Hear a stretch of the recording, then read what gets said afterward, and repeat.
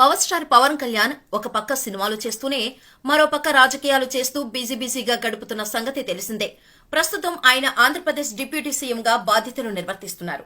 అలాగే సెట్స్ పై ఉన్న సినిమాలను పూర్తి చేసే పనిలో ఉన్నారు. ఇటీవలే హరిహర వీరమలు షూటింగ్ రీస్టార్ట్ చేయగా దాదాపుగా పూర్తిగా వచ్చింది.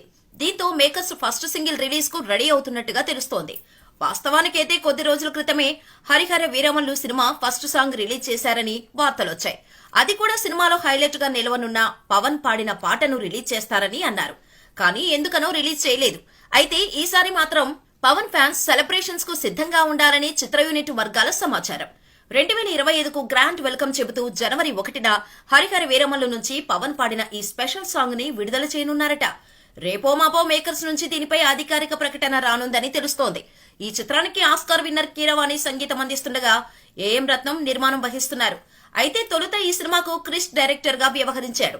కానీ సినిమా వాయిదా పడుతూ వస్తూ ఉండటంతో క్రిష్ దర్శకత్వ బాధ్యతల నుంచి తప్పుకున్నాడు. దీంతో నిర్మాత ఏఎం రత్నం కుమారుడు జ్యోతికృష్ణ ఈ సినిమా దర్శకత్వ బాధ్యతలు స్వీకరించారు. ఫైనల్ గా ఈ సినిమా వచ్చే ఏడాది మార్చి 28న ప్రపంచవ్యాప్తంగా విడుదల కాబోతోంది. మరి హరిహర వీరమల్లు ఎలా ఉంటుందో చూడాలి.